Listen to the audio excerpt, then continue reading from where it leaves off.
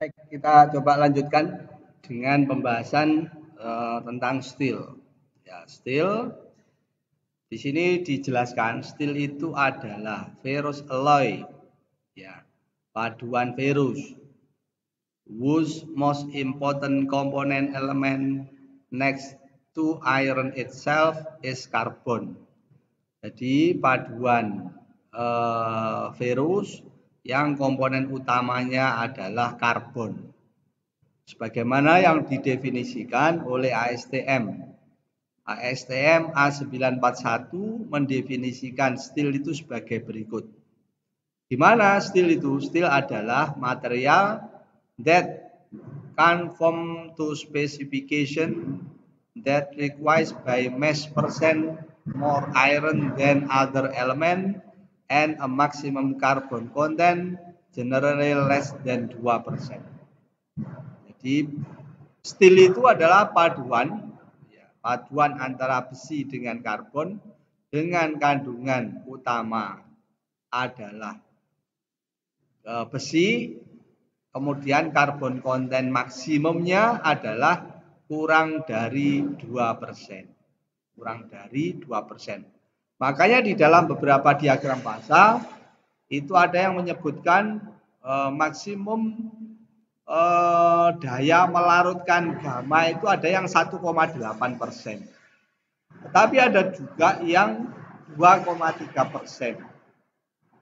Ya, artinya banyak versi.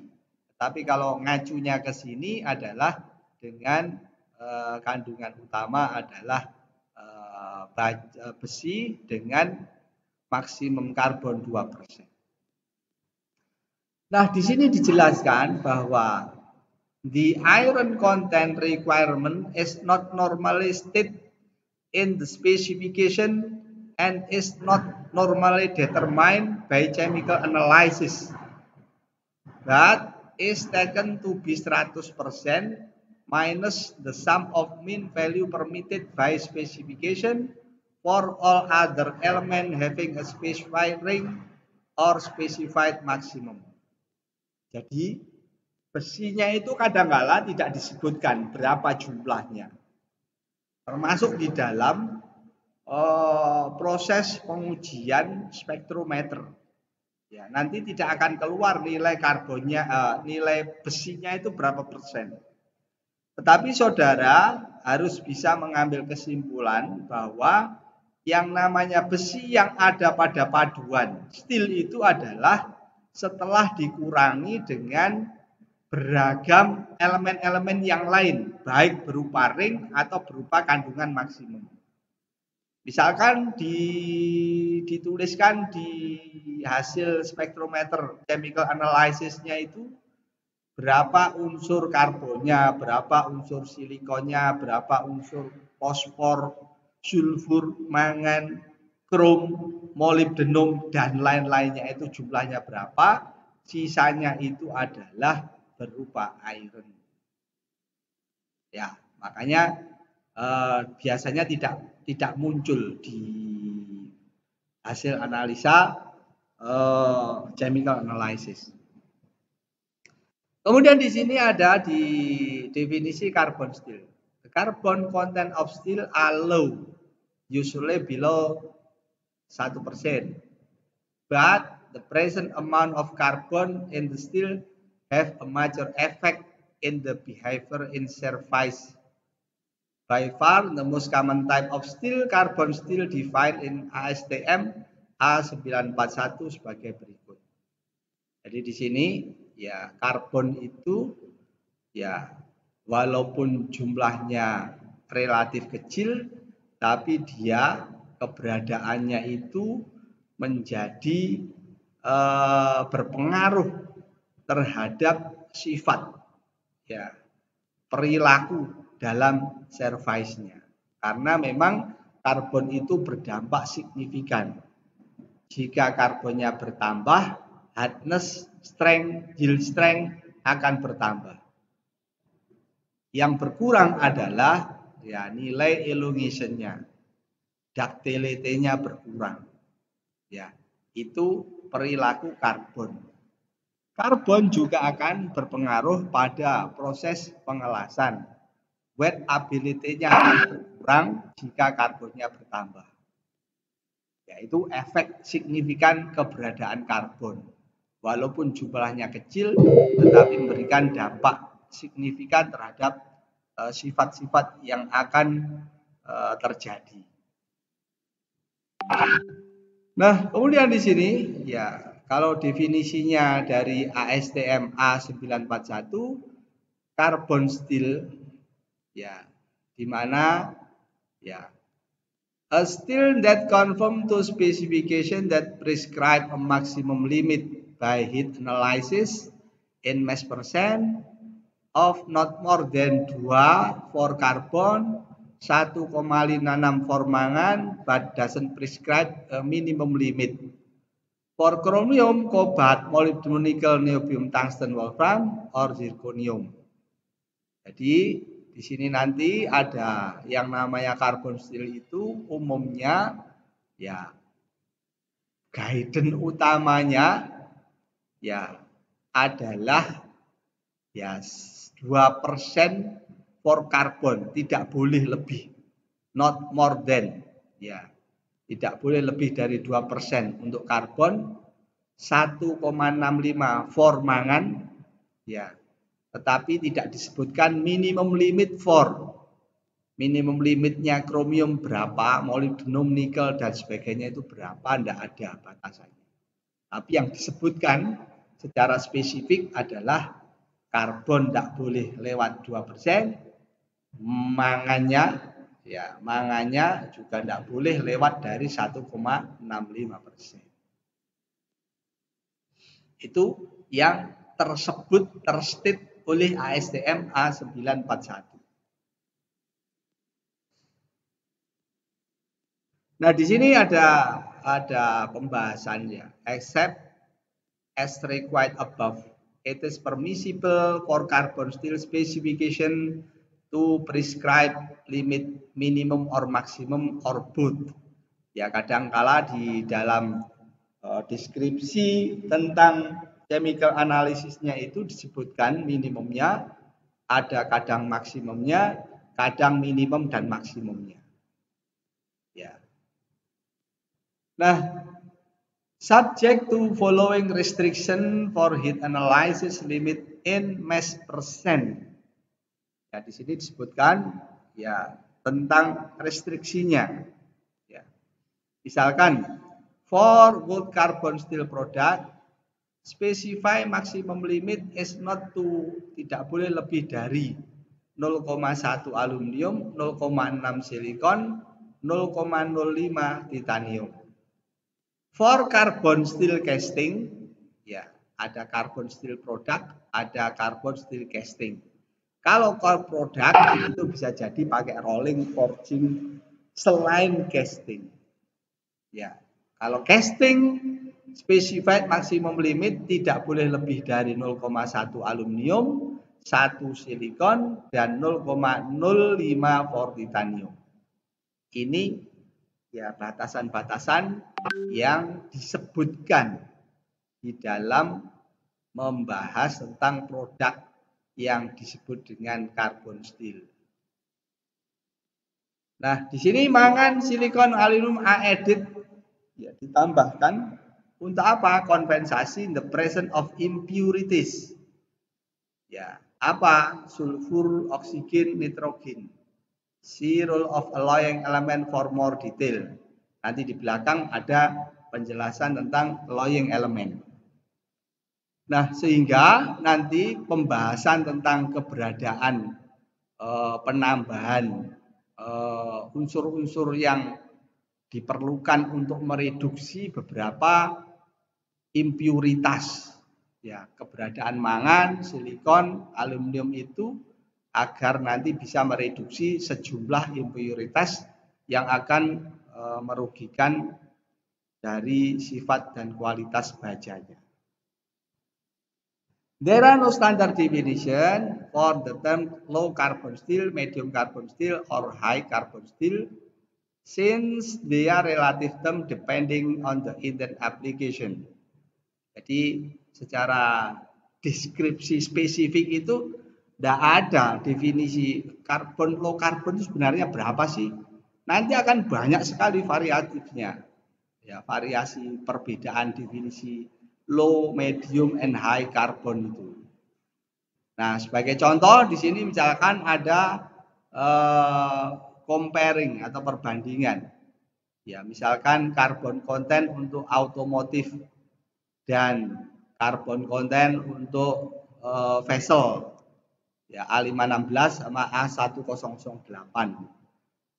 Ini contohnya sama-sama low carbon steel. Tetapi untuk yang ASTM A108 itu dipakai di mana? Di ini specific for steel sheet control carbon structural high strength low alloy dan seterusnya untuk otomotif.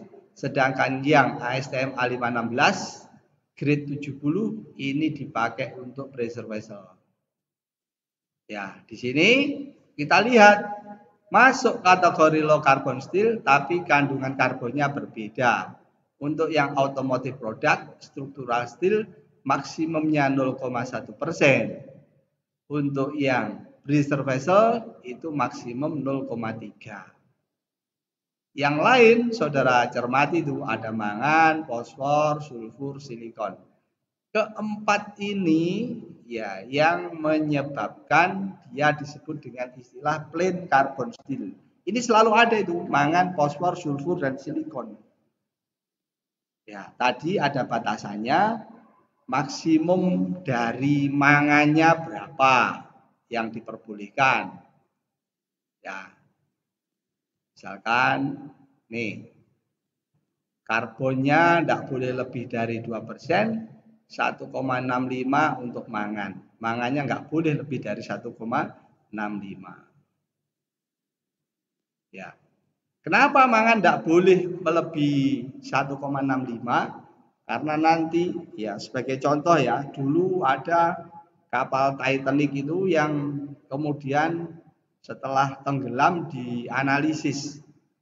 Ya, analisisnya kemudian menyimpulkan keberadaan MNS.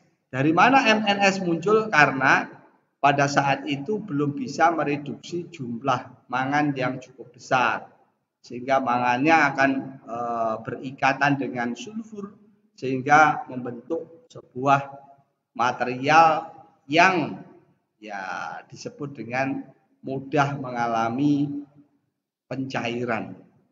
Atau MNS itu punya temperatur melting yang rendah sehingga menyebabkan dia menjadi brittle. Ya. Itu beberapa poin yang ada di dalam proses pembuatan material. Misalkan in the case of automotive sheet typically used for car body carbon content restricted to 0,1% maksimum. Jadi dalam proses pembuatan otomotif itu ya, kenapa kok dibuat dengan maksimum kecil? Karena supaya mudah dilakukan forming. Ya, formingnya lebih mudah. Ya, karena kandungan karbon lebih rendah, nanti akan bisa formability-nya lebih bagus, lebih besar sehingga mudah dibentuk. Ya, tetapi untuk yang pressure vessel plate speknya itu adalah 3 kali karbonnya sebesar 0,3 maksimum. Nah, kemudian that is a low carbon steel pressure vessel application is a high carbon steel in automotive application. Ya. Sehingga di sini nanti akan ada ya terminologi. However, since the term of commonly used in industry, the following definition will be applied. Tapi sekali lagi ini nanti akan berbeda pada pembicaraan untuk material yang lain berdasarkan standar yang lain atau berdasarkan negara mana yang mendefinisikannya akan bisa berbeda-beda. Ada yang low carbon itu di bawah 0,35, ada yang low carbon itu di bawah 0,25. Medium karbon antara 0,3 sampai 0,65 juga ada.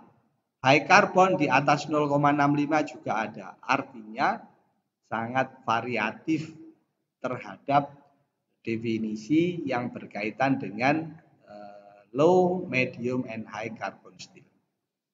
Nah, di sini dikasih caution itu. It is emphasis that these are rule of thumb and not standard definition. Ya, ini saudara perhatikan betul, ini yang catatan paling bawah.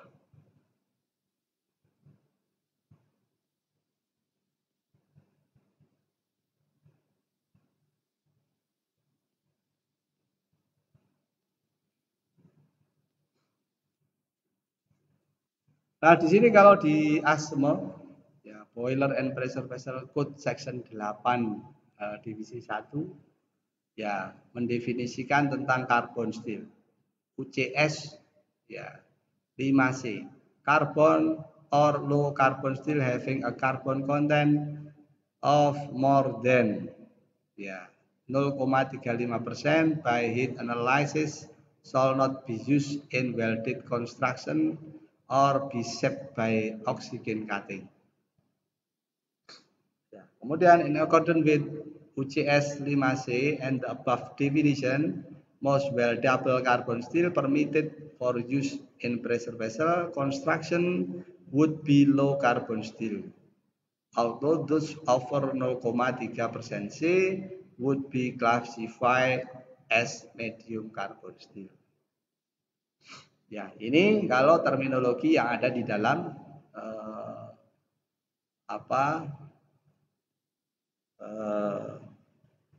ASME 8 divisi 1.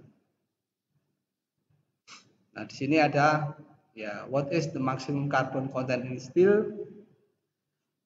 Jawabannya adalah B, ya. What is the maximum content carbon steel?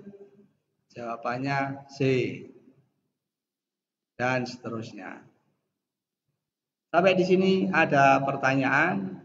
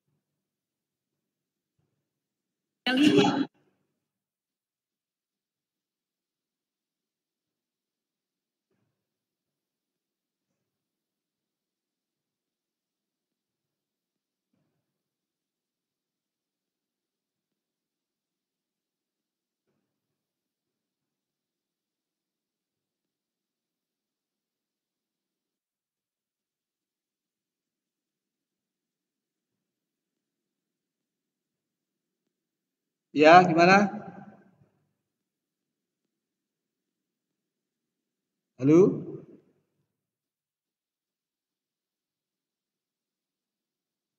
Ada pertanyaan?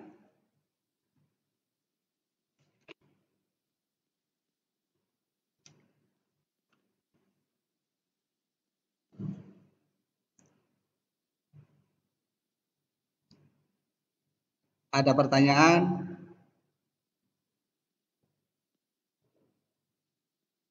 Belum ada, Pak.